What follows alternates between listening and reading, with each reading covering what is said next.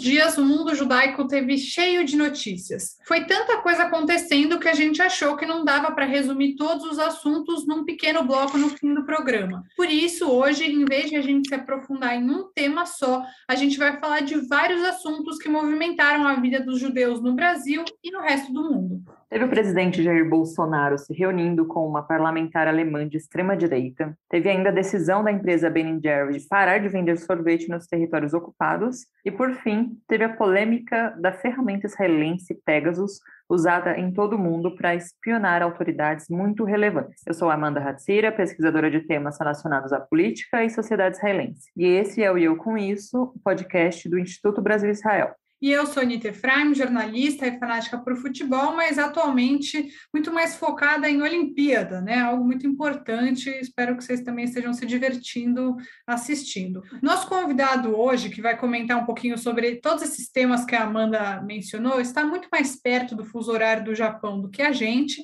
A gente está com o João Miragaia, ele é historiador, editor do Conexão Israel, e hoje também temos um crossover, porque ele é participante do podcast do lado esquerdo do muro, diretamente de Israel. Bem-vindo mais uma vez, João. Prazer ter você aqui com a gente. Prazer é meu, obrigado pelo convite. João, vamos começar falando então do tema da Ben & Jerry's, de parar de vender sorvete nos territórios ocupados por Israel. De onde que veio essa decisão? Teve algum gatilho ou aconteceu um pouco do nada?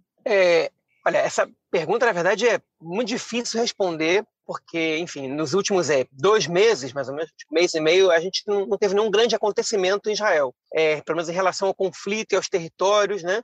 Exceto, enfim, a evacuação da colônia de Eviatar, que é uma colônia ilegal que o governo fez um acordo com os colonos para que ela não fosse totalmente destruída e que, enfim, fosse projetada a futuro, talvez um restabelecimento dessa colônia. Mas a gente tem que lembrar que há pouco tempo, mais ou menos no fim de abril, né, a gente teve aqui uma guerra no início de maio, a gente teve uma guerra com o Hamas e com a Jihad Islâmica na faixa de Gaza, e eu imagino que esse debate, né, enfim, ele tem as suas origens naqueles focos de tensão que a gente teve, que também aconteceram dentro de Israel, né, dentro enfim, da linha verde, né, do território soberano de Israel, e que, obviamente, também, em algum momento, se espalharam por tensões na Cisjordânia e próximas colônias.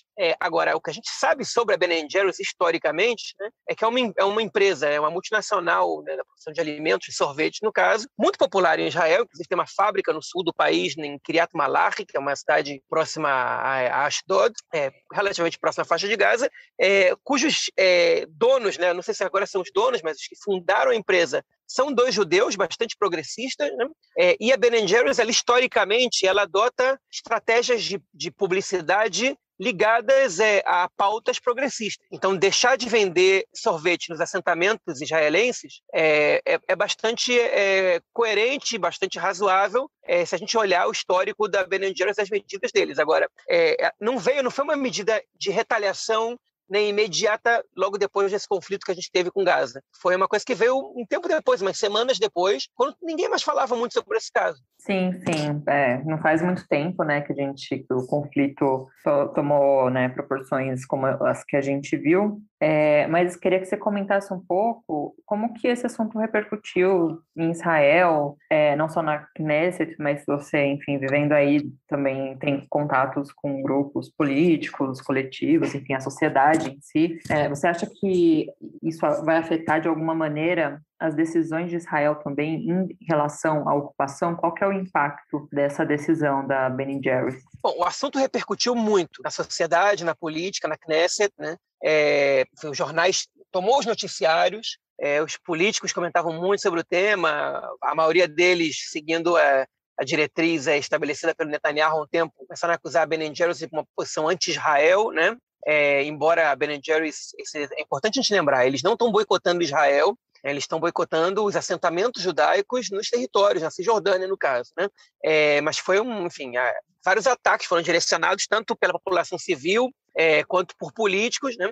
E esse assunto, a gente pode dizer que, por um lado, a população israelense ela não aprova, a população israelense ela tem um trauma histórico de boicote, vale lembrar que os países árabes boicotaram Israel nas primeiras décadas do estabelecimento do Estado, e a população pagou um preço alto por isso.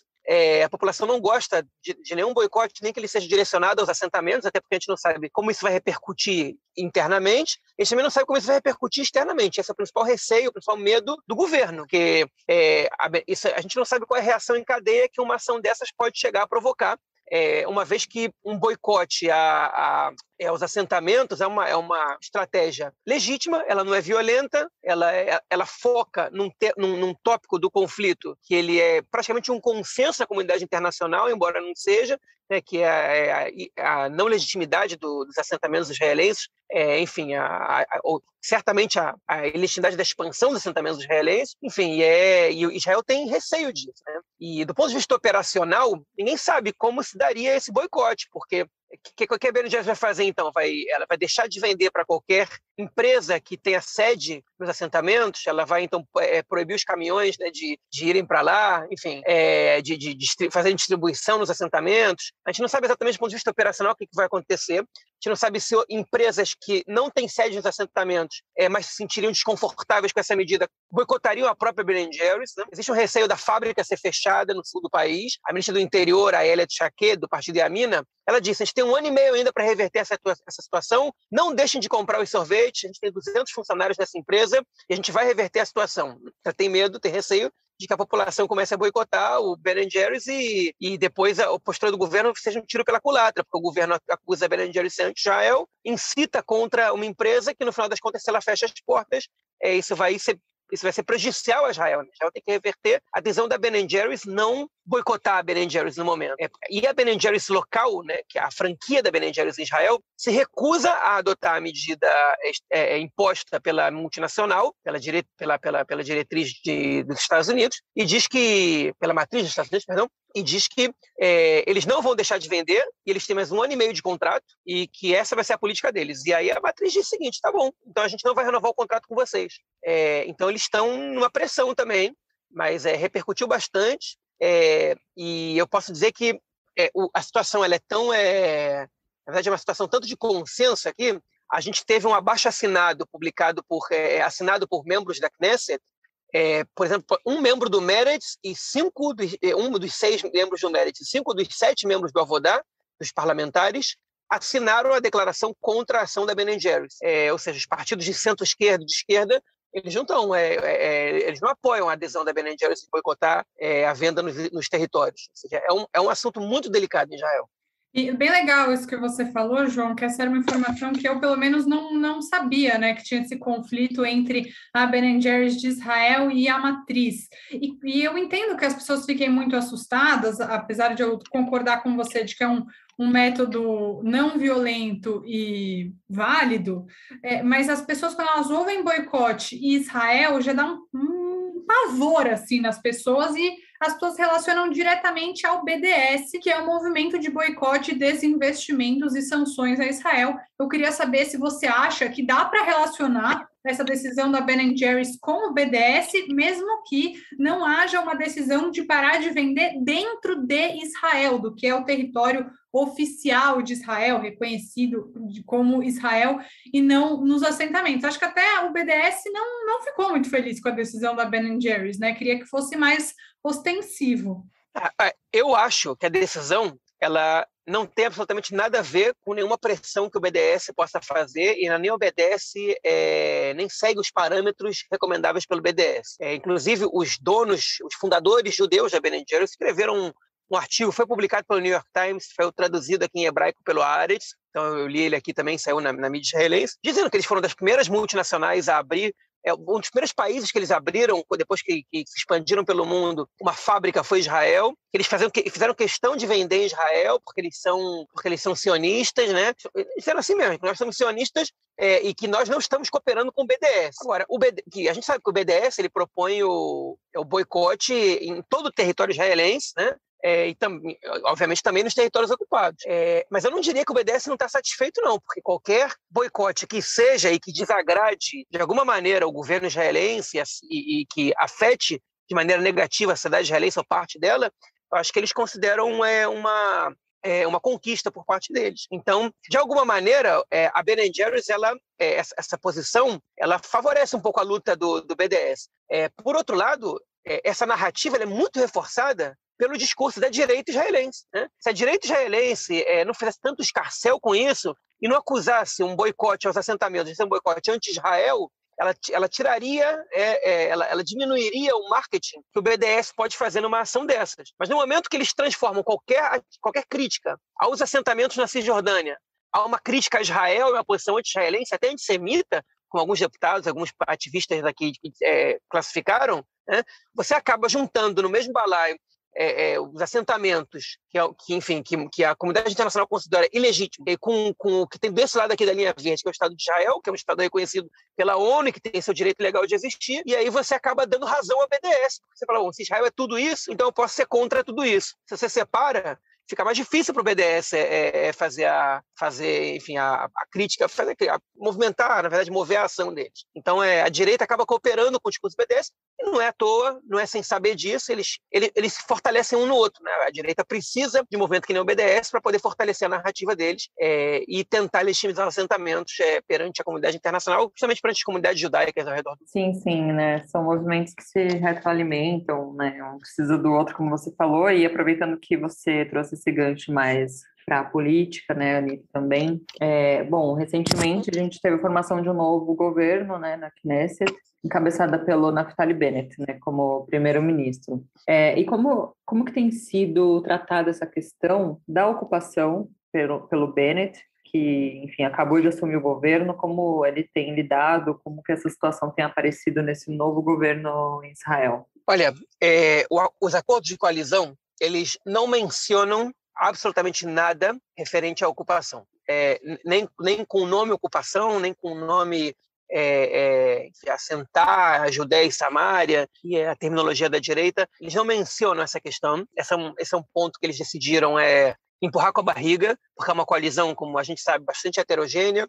Ela envolve partidos de direita, até radicais em relação aos assentamentos, como o partido do Bennett, há pouco tempo estava defendendo a anexação da Cisjordânia, do território C, até o URAM, né, que é um partido árabe islâmico totalmente contrário à ocupação, e, enfim, até pouco tempo atrás defendia a ideia de um Estado só, hoje eles já, pelo menos em hebraico, dizem defender 2 Estados, né? Passando por outros partidos, que a grande dá para dizer que a maioria dos partidos que compõem esse governo é a favor da ideia de 2 Estados, e para eles não terem problemas em relação a esse tópico, e entendendo que esse governo é um governo de transição, eles não tocaram nesse assunto no acordo de coalizão. Isso não quer dizer que esse assunto não aparece quando a gente analisa esses primeiros meses, esse primeiro mês e meio de governo, né? E o principal caso, como eu comentei logo no início dessa gravação, foi o caso da colônia de Eviatar, que é uma colônia ilegal, criada há poucos meses, no norte da Samária, que é a região norte da Cisjordânia, uma colônia que já tinham tentado criar essa colônia, acho que desde 2013, se não me engano, e o exército sempre foi lá e retirou, porque ela não tem permissão legal para ser criada. Você não pode estabelecer simplesmente um vilarejo, uma cidade, ou o que quer que seja, sem que o Estado te permita, especialmente na Cisjordânia. E, enfim, um grupo de colonos, num espaço muito pequeno de tempo, conseguiram levantar ali um assentamento, uma população bastante razoável de grande, com ruas pavimentadas, com creche, com sinagoga, com tudo, muito apoio financeiro internacional, e o governo ele tinha que fazer o que a lei manda, né, que é retirar aquelas pessoas de lá, porque elas estabeleceram um assentamento ilegal, né? E o governo optou por fazer um acordo com eles, para que eles saíssem de lá sem que o governo destrua nenhuma casa, prometendo que a situação deles, que eles podiam restabelecer essa colônia se de alguma maneira a lei do assentamento jovem, que é uma lei que está aí na Knesset rodando há um tempo para legitimar assentamentos ilegais, ela passa. Então, até que isso seja votado na Knesset, o assentamento não vai ser destruído, e se por acaso ele for destruído, vai ser estabelecido ali uma yeshiva, que é uma academia rabínica, e vai ter constantemente, policiando aquela região, uma pequena base militar, né? Que é um acordo que o governo fez, que ele está optando por acertar na verdade, dar algo para a gente que está infringindo a lei, né? Você tá fazendo um acordo com benesses a quem está infringindo a lei. Quando, na verdade, o que você tem que fazer é reprimir os infratores. Você fez uma coisa que não pode, eu te tiro daí, e você não tem que alegar nada. É proibido, né? Então, o governo ele já deu o primeiro sinal dele em um mês de governo, menos de um mês. O primeiro sinal que ele deu foi o seguinte: os colonos aqui, eles vão ter, enfim, eles terão, de alguma maneira, um tratamento especial por parte do governo. A gente não vai destruir assentamentos ilegais, por exemplo, a gente não vai botar o exército para reprimir e para evacuar assentamentos, ok? Que obviamente o Bennett não queria que no primeiro mês dele de mandato ele tivesse uma crise com a sua base, okay? Mas foi um acordo que, a meu ver, ele é muito problemático, porque agora quem garante que vários outros grupos de colonos não vão começar a inaugurar assentamentos ilegais por toda a Cisjordânia, uma vez que eles sabem que a política do governo é não remover assentamentos ilegais, né? Então, eles não escreveram nada, eles chegaram a nenhum acordo, deixou insatisfeito parte do governo, essa ação do próprio governo, deixou insatisfeito parte da coalizão, essa ação do governo, mas, essa parece ser a cara desse novo governo, que é a gente prefere não tocar nesse assunto, mas a gente não vai punir os colonos. Bom, vamos mudar um pouquinho de assunto? A semana passada tinha um deputado chileno e uma deputada alemã visitando lá a presidência. Poxa, tratei, conversei, bati um papo. Vai que a deputada alemã é neta de um ex-ministro do Hitler. Não. Pô, me arrebentaram na imprensa. Na semana passada, o presidente Jair Bolsonaro, o deputado federal Eduardo Bolsonaro e a deputada federal Bia Kicis receberam a deputada alemã Beatrix von Storch. Ela é de um partido de extrema-direita, chamado aqui em tradução livre Alternativa para a Alemanha, e é conhecidíssima por falas e pautas xenofóbicas e ultraconservadoras, além de ser neta do ex-ministro de Finanças de Hitler na Alemanha nazista. O que esse encontro representa na sua visão? Olha, esse encontro, eu não sei se ele surpreende vocês, mas a mim ele não surpreende nada. Esse encontro, para mim, é o governo brasileiro de extrema-direita reunido com um semelhante seu de extrema-direita na Alemanha. Quem se impressiona, quem se assusta com esse tipo de parceria, não entende o que é o governo brasileiro, não entende o que é a extrema-direita alemã, a extrema-direita europeia. É um encontro entre semelhantes, né? O presidente da República no Brasil pode receber deputados e delegações de qualquer país do mundo, ele tem o direito de fazer isso como chefe de Estado, okay? Ele também pode escolher quem não receber. E quando ele escolhe receber representante da extrema-direita alemã, ele está mandando uma mensagem. E, na verdade, não é só receber, né? A foto do Bolsonaro com a deputada como é o nome dela? Von Storch. Von Storch. Foi o sorriso mais aberto no rosto do Bolsonaro que eu vi ele sorrindo. Que eu vi numa foto divulgada. Pois é, parecia estar feliz da vida ali. Não sei qual era o assunto na hora que tiraram a foto, mas ele estava bastante contente. Então, a mim não surpreende. Sim, é uma coisa. Eu acho que o IB, na nota que foi lançada, né, em repúdio a esse encontro, que definiu bem foi dizer que foi um abraço entre afogados, né? Porque se pensar, né, na relevância política que tem o partido, né, a AfD ou a própria deputada, né, são representantes, né, de um discurso extremista, mas politicamente não tem relevância na Alemanha. E, ironicamente, né, parece até notícia do sensacionalista, mas o fato, né, dela ter se encontrado com Bolsonaro repercutiu mal dentro do próprio partido alemão de extrema-direita. O que você acha que isso nos diz sobre o governo brasileiro na atualidade? Olha, eu gostaria de dizer que isso é uma coisa boa, né? Porque se o partido da extrema-direita alemã ele reprova o encontro da sua líder com o presidente do Brasil, isso deveria ser uma coisa boa, mas não é, né? Eu não sei quais foram as razões porque isso teria repercutido mal, talvez pela baixa popularidade do Bolsonaro, talvez pelos casos de corrupção que estão sendo descobertos e denunciados agora na CPI da Covid não Brasil. Porque eles também são negacionistas, só para as pessoas saberem. Pois é, mas a corrupção eu acho que ninguém quer ser associado à corrupção, né? A negacionismo tem uns que, por incrível que pareça, querem, mas a corrupção ninguém quer. Eu imagino que tem a ver com isso. Eu imagino que essa seja a razão. Acho que, enfim, agora talvez a baixa popularidade do Bolsonaro possa explicar essa situação, mas eu, na verdade, não tive acesso a essa informação de que na Alemanha essa foto repercutiu mal.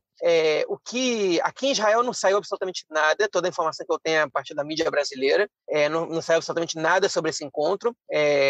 Agora, enfim, é curioso a gente lembrar que há pouco tempo atrás, com a líder da extrema-direita alemã, a gente não viu a situação chegar até esse ponto. Mas não era incomum que o ex-primeiro-ministro de Israel se reunisse com representantes da extrema-direita em outros países do mundo também, como o próprio Bolsonaro, como o Viktor Orbán na Hungria, ou como o Duterte nas Filipinas, que chegou a dizer que era o Hitler das Filipinas. E veio para Israel, foi recebido pelo Netanyahu. Então, enfim, eu acho que o fato de Israel ser um país muito eurocêntrico e, na verdade, Europa ocidental cêntrico, né? E aí, o país praticamente parece que tem olhos para os Estados Unidos e para a Europa ao redor do mundo, pelo menos para como referências, né? Faz com que isso possa passar batido. Mas a extrema-direita alemã ainda não tiveram a pachorra de mandar representantes para cá. Espero que nunca mandem.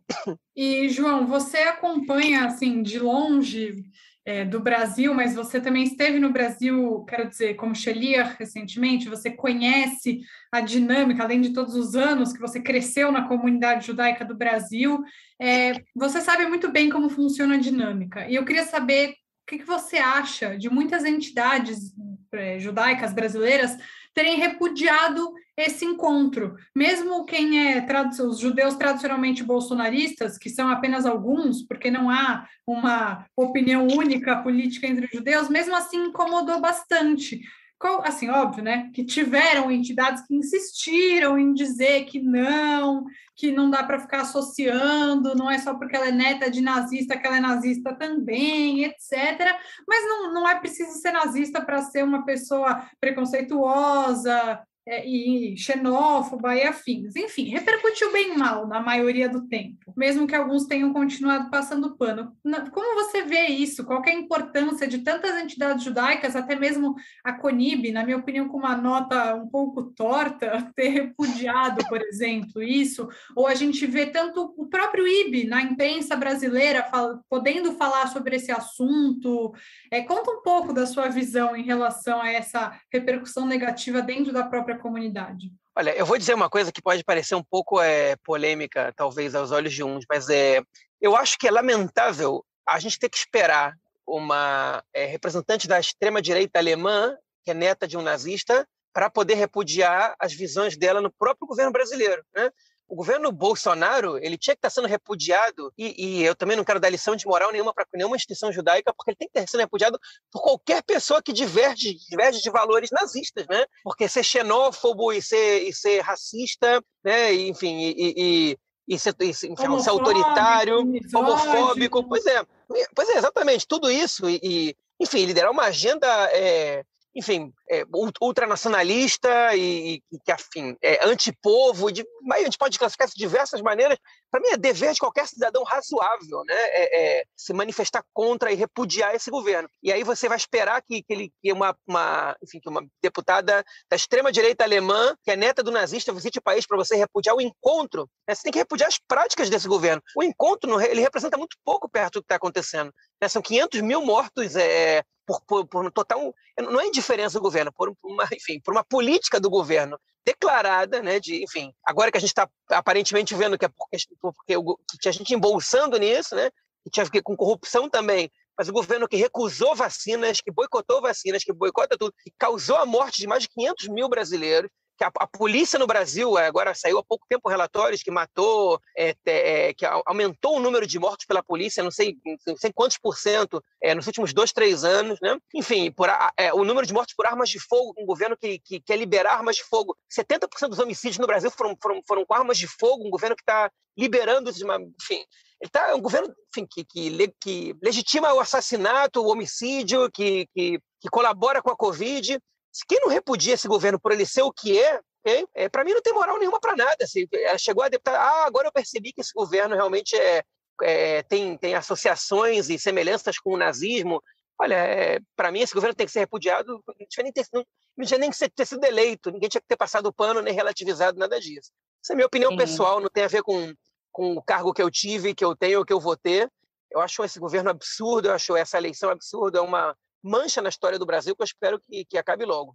Sim, uma opinião muito mais do que razoável, né? E para quem ainda tinha dúvidas da relação do Bolsonaro com o nazismo, né? A Adriana Dias, que é pesquisadora, tem provas, né, levantou provas documentais de que ele tem envolvimento com grupos nazistas, no mínimo, pelo menos, desde 2004, né, então são aí 17 anos, então para quem tinha dúvidas, há provas, né, eu acho que dava para não ter dúvida desde o início, independente de prova, só pelo discurso dele, pela existência, né, da pessoa, mas enfim. Só para amarrar, antes da Amanda falar sobre o nosso último tema de hoje, isso torna, na minha visão, assim, mais inadmissível que ainda tenha gente querendo diminuir. Assim, eu lamento que tenha tanta gente que precise desse estalo de neta de nazista, alemã de extrema direita. Aí que começou a se doer um pouquinho mais. Eu lamento que tenha que ter chegado a esse ponto,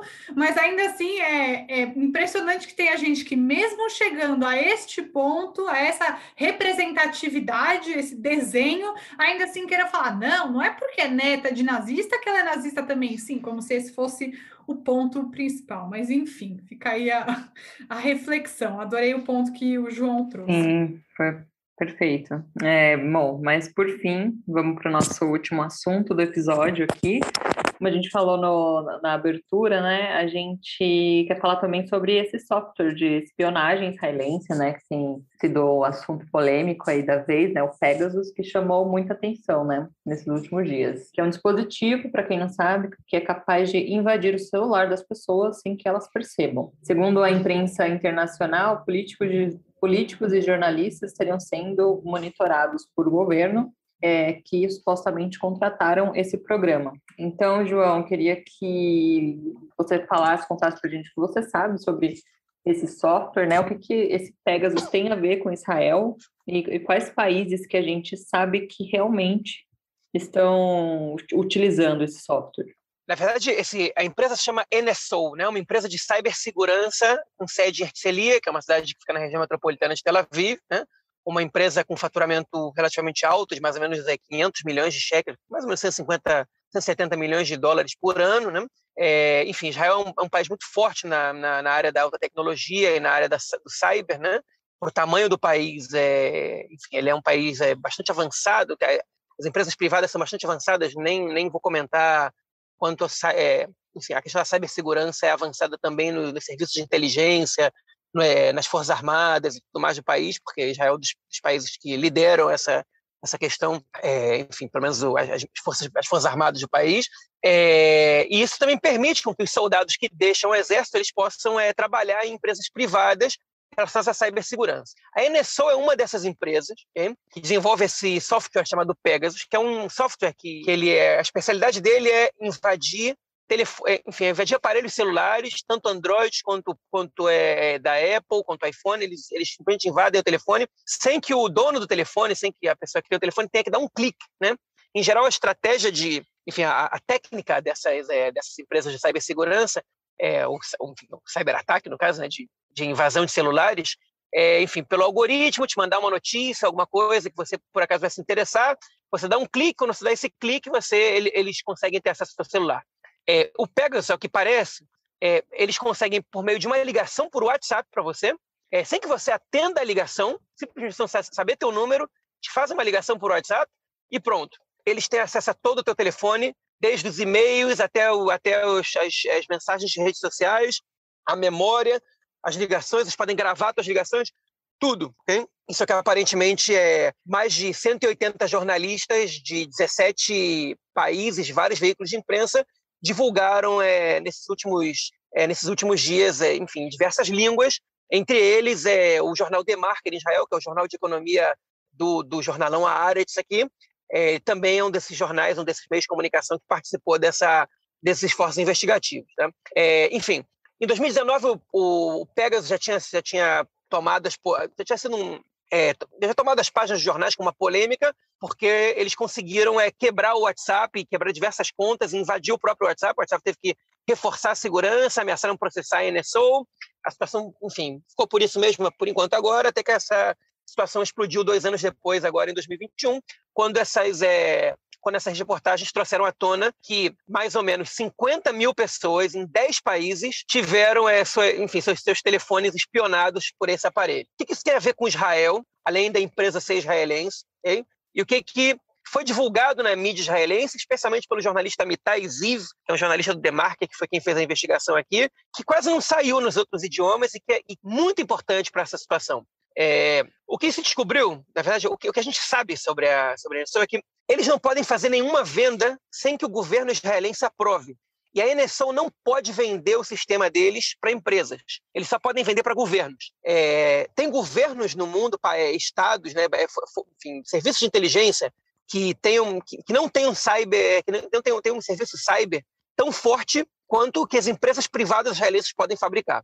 Por exemplo, a NSO. E a NSO vende esses serviços para governos. Hein? E esse jornalista ele descobriu que membros de empresas cyber viajam junto do governo israelense em visitas oficiais com parte de delegações responsáveis por desenvolvimento tecnológico, especialmente transvestidos de especialistas de água e agricultura, para chegar nesses países em reuniões a portas fechadas, eles poderem explicar o sistema e venderem esse sistema para governos. A lei israelense, desde 2006, hein, ela fiscaliza, né? Ela obriga o Ministério da Defesa a fiscalizar as ações desses grupos para que elas não sejam usadas, né, para softwares, né, para os sistemas que eles inventaram, para essa tecnologia não ser usada para fins maléficos. Né? Então, eles têm que fiscalizar para ver o que eles estão fazendo. E por isso que também o Ministério da Defesa tem que autorizar essa venda. E o que o Amitai Ziv descobriu é que, na verdade, que esses outros repórteres descobriram é que desses 10 países que estão espionando ilegalmente,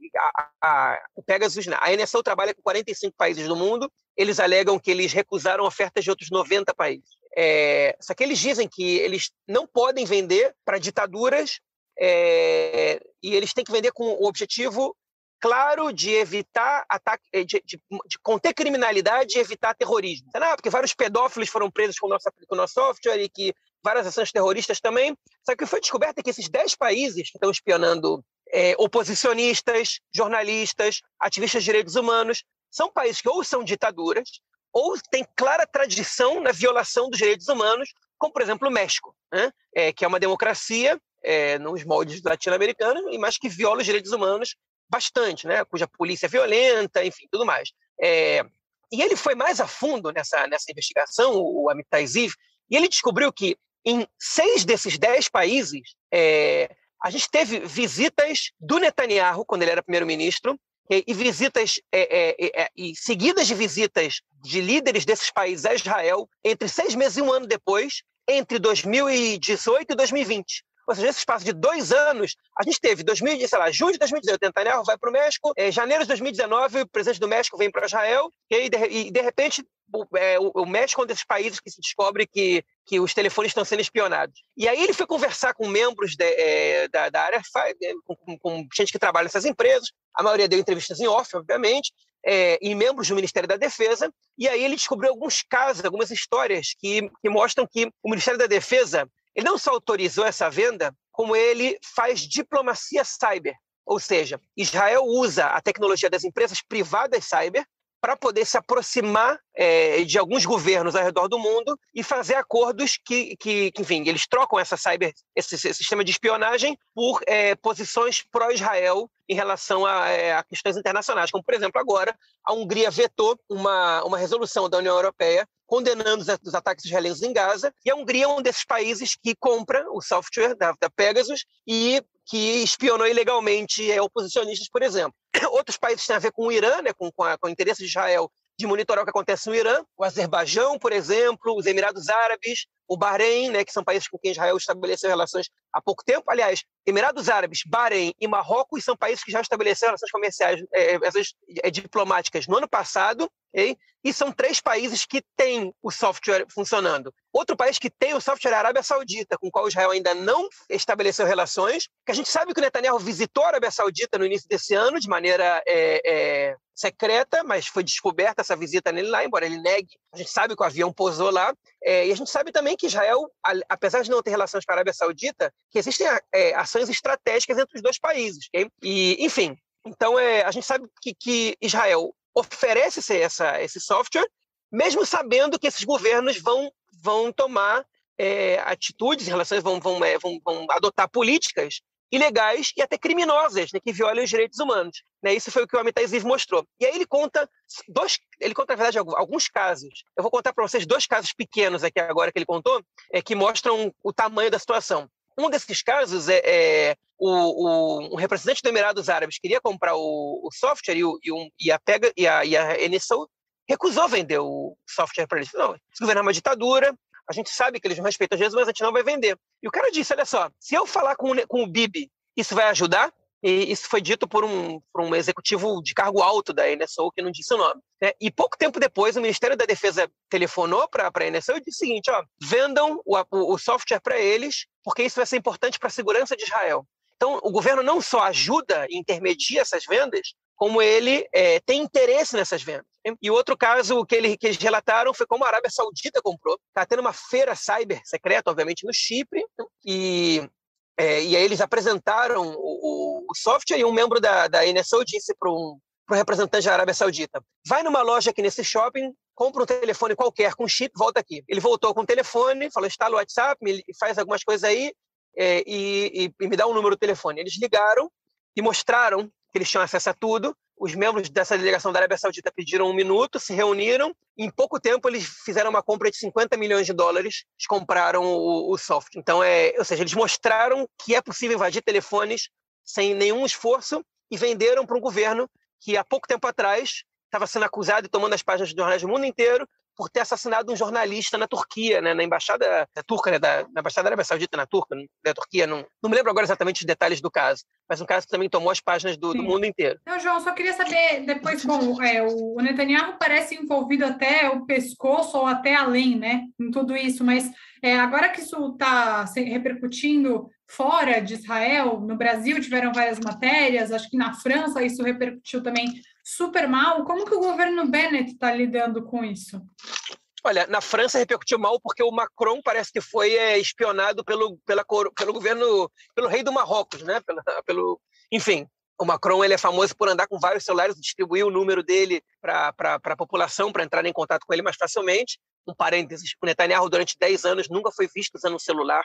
Ele sabe que os celulares dele podem ser invadidos, ele não usa celular, mas enfim, fechando esses parênteses, pegou muito mal com a França, o Macron ligou para o Bennett, muito irritado, o Benny Gantz, que é o ministro da Defesa israelense, viajou para a França, se reuniu com a ministra da Defesa francesa, disse que a visita não tinha a ver com isso, mas que obviamente eles iam tratar do tema, voltou, fez uma visita à NSO, né, foi inspecionar a NSO, e estabeleceram uma comissão investigativa formada por órgãos do Ministério da Defesa, do Mossad, da Aman, que é a inteligência militar, e do Shabak, que é o serviço de inteligência interno, para saber, enfim, para analisar, para entender o que aconteceu.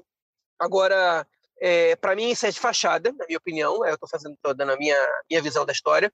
O Ministério da Defesa sabia dessas vendas. O Benny Gantz não virou ministro da Defesa ontem, ele era ministro da Defesa no ano passado inteiro, e antes dele, quem era o ministro da Defesa de Israel? Naftali Bennett. Essas pessoas sabiam dessas vendas, essas pessoas tinham conhecimento disso, hein? Eles aprovaram, eles enfim, participaram dessa política, o Macron também sabe disso, enfim, essa situação pegou muito mal para Israel. Essa história não vai acabar agora, ela não vai acabar simples. Esses 50 mil primeiros investigados são só os primeiros investigados, ainda tem muitos espionados, né? Tem muitos outros ainda que vão aparecer, e eu acho que isso pode ser uma bomba para toda a alta tecnologia israelense, para todo o high-tech, especialmente para as empresas cyber, e pode chegar a ser uma bomba diplomática para o país também, para o governo, porque essa não é uma política, enfim, a gente pode ser que o Netanyahu ele tenha avançado com essa política, ele tenha avançado mais que qualquer outra pessoa, mas membros do governo atual, eles não só sabiam disso, como eles tocaram isso, né? O Avigdor Lieberman, que é o ministro das Finanças agora de Israel, ele também foi ministro da Defesa, não tem muito tempo. Ele foi ministro da Defesa, se não me engano, em 2016, 2017, então provavelmente ele também está informado disso, ele também participou dessas vendas. Ou seja, esse governo tem muita gente que participou dos governos de Netanyahu, okay? E o Ministério da Defesa foi quem autorizou. Eu não acredito que uma comissão investigativa coordenada por organizações pertencentes ligadas ao Ministério da Defesa vai punir responsáveis por qualquer infração porque, enfim, porque senão vão ter que punir o governo inteiro, né? E o anterior. É engraçado, João, que os nomes se repetem muito, há muitos anos. Há muitos anos você ouve na política esses mesmos nomes que você está comentando, onde, assim, eles estão sempre no governo, estão sempre por dentro do que está acontecendo. Então, é querer fazer as pessoas muito de trouxas, dizendo que não tinham nenhum conhecimento, né? Essas pessoas sabiam, né? Com certeza, Victor Lieberman, Naftali Bennett e Benny Gantz sabiam tudo o que estava acontecendo. Pode ser que o principal responsável por isso tenha sido Netanyahu, okay? Mas eles consentiram com isso, okay? Porque Israel, enfim, tem a mentalidade que se Israel não vender esse software, amanhã vai aparecer uma empresa cyber russa ou uma empresa cyber chinesa e vai vender. Israel não vai ter o controle sobre o que está acontecendo, e hoje pode ter. Okay? E, enfim, e o Irã está logo ali, né? E outros países que são inimigos de Israel, como a Síria, também estão ali próximos. Israel prefere vender essa tecnologia do que outro grupo que pode negociar com o Irã venda. Okay? Enfim, o que é incompreensível do ponto de vista da estratégia militar e das relações políticas, mas não deixa de ser condenável do ponto de vista ético, porque uma coisa é você vender para os Emirados Árabes e para o Azerbaijão, outra coisa é você vender para a Índia e para o México, não tem absolutamente nada a ver com o Irã, né? Ou para a Hungria. Então isso é total diplomacia cyber, é não se preocupar com o que vão fazer com essa ferramenta, desde que a gente tem algum ganho com isso, né? Que é, enfim, que é totalmente antiético, né? Amoral totalmente, que, enfim, por enquanto o que a NSO faz é negar isso, o governo israelense finge que não sabia de nada, que está avaliando e que tal, talvez tenha alguma coisa feita errada aí, alguma coisa que a gente não pescou, mas no fim das contas a gente sabe que isso é tudo lorota, que eles sabiam de tudo, que autorizaram as vendas e eles não são ingênuos, eles não são bobos. Certamente não. Bom, João, para finalizar o nosso episódio hoje, queria que você comentasse onde que está o Brasil no meio dessa questão toda. Como que você analisa o posicionamento do Brasil no meio desse ponto? Olha, a gente ainda não sabe, a gente não tem informação de que o Brasil adquiriu esse software, ok? Nem por meios brasileiros, nem por meios israelenses. Pode ser que o Brasil tenha, a gente ainda não saiba, e pode ser que não. O que sabe é que teve uma demonstração de interesse, né? Que o Carlos Bolsonaro foi atrás de saber um pouco mais sobre o Pegasus. Isso a gente já sabe. A gente sabe mais que isso. Essa informação do Carlos Bolsonaro, ela foi 2 meses antes do escândalo vir à tona. A gente sabe que tinha uma disputa porque os membros da ABIN queriam um software e o Carlos Bolsonaro queria esse, e eles não chegaram a uma conclusão. Mas então, isso é um indício de que talvez, né, que provavelmente o Brasil não fechou essa compra a tempo, porque se tinha essa indefinição até 2 meses, dificilmente o Brasil ia ter fechado essa compra até então. Mas a gente sabe que na delegação israelense, que foi a Brumadinho, essa delegação de ajuda humanitária, o diretor-geral da NSO era parte dela. Essa foi uma informação divulgada pelo Globo. Eu li, inclusive, em português essa informação. Que eles eram parte... o diretor-geral da NSO ser parte de um grupo militar, né, de ajuda humanitária, enfim, é bastante curioso. Quando você percebe que esse grupo de ajuda humanitária, ele não conseguiu fazer quase nada em Brumadinho, porque a tecnologia israelense para esse tipo de situação não era eficiente, okay? Isso deixa você com uma pulga atrás ainda maior. E se você entende que o Netanyahu visitou o Brasil e que depois o Bolsonaro visitou Israel, que é exatamente a receita do que aconteceu na grande maioria dos outros países que compraram, que adquiriram o software da Pegasus, a gente vai entender que, no mínimo, a Pegasus estava sendo negociada pelo Netanyahu com o Bolsonaro. E aí tem mais um governo de um país, um governo de um país que viola os direitos humanos, né? Queria fazer e o Bolsonaro não escondeu de ninguém que ele tem uma ABIN paralela. Você imagina essa ABIN paralela com um recurso desse que ele não podia fazer, né? E o governo israelense, aparentemente, estava autorizando essa negociação, porque se ele manda o diretor-geral da Pfizer numa delegação da Pfizer, da NSO, estou com muita corona na cabeça, da NSO, numa delegação de ajuda humanitária, que não tem absolutamente nada a ver com a NSO, para Brumadinho, que não consegue fazer nada, que não consegue ajudar ninguém, é sinal de que aquilo ali foi uma delegação de fachada. A gente tem indícios fortes de que aquilo ali foi uma delegação de fachada e que o interesse realmente era negociar esse software. E agora a gente tem que fazer esperar para ver se algum jornalista investigativo consegue descobrir se ele foi adquirido ou não. A princípio, ele não foi, mas a gente não tem certeza, não pode ter certeza ainda. Lembrando que também foi uma delegação bastante duvidosa do Brasil a Israel para ver um tal de spray nasal. Spray milagroso, COVID, pois é. Testado em 30 pessoas. Então, assim, somando aí as teorias conspiratórias, achei que valia. Mas isso não é teoria conspiratória. Bom, isso não é teoria conspiratória, não. Eu acho que isso aí a gente tem lacunas aí que podem deixar a gente bastante preocupado. Porque não veio absolutamente não, mas quase não vieram profissionais da área da saúde nessa delegação. As reuniões que eles fizeram foram com o Gabi Ashkenazi, que era o ministro das Relações Exteriores de Israel, okay? Que não é exatamente o responsável por desenvolvimento médico no país, e o Ministério das Relações Exteriores ele também pode encaminhar a venda o Ministério da Defesa tem que aprovar, mas também pode encaminhar a venda desses softwares, desse contato com as empresas de cyber, e tiveram algumas reuniões fora da agenda que a gente não sabe o que aconteceram, mas que a gente sabe que tiveram aí nesse meio do caminho. Então, essa última visita, hein, ela é bastante provável que, se essas negociações estavam acontecendo, que essa última visita ela tinha como principal objetivo encaminhar, a compra de algum software, de alguma empresa de cibersegurança. Não dá para cravar que é a NSO, mas eu acho que dá para a gente dizer que a NSO é a favorita nessa negociação aí. Então, são muitos indícios. Eu acho, se eu fosse jornalista investigativo no Brasil, eu pegaria essa pauta para investigar. Obrigada pela dica, agradeço. Vamos ver se a gente articula aí uns contatos, porque eu nunca tinha pensado em tudo isso. Eu acho que, bom, óbvio, né, uma visão de dentro de Israel, com as informações daí, dão muito mais ferramentas para a gente pensar sobre esse assunto. João, muito obrigada pela sua participação, foi um prazer. Serviço aqui, então, para vocês, gente. Para quem ainda não conhece o Conexão Israel e também o podcast do lado esquerdo do muro, vão atrás, cheios de informações, atualidades sobre Israel, muito conteúdo. E, João, obrigada mais uma vez, você é sempre bem-vindo aqui no Eu Com Isso. Muito obrigada, João, seja sempre bem-vindo, muito obrigada pela conversa, foi muito interessante, valeu pela sua contribuição. Obrigado a vocês pelo convite, quando quiserem é só chamar.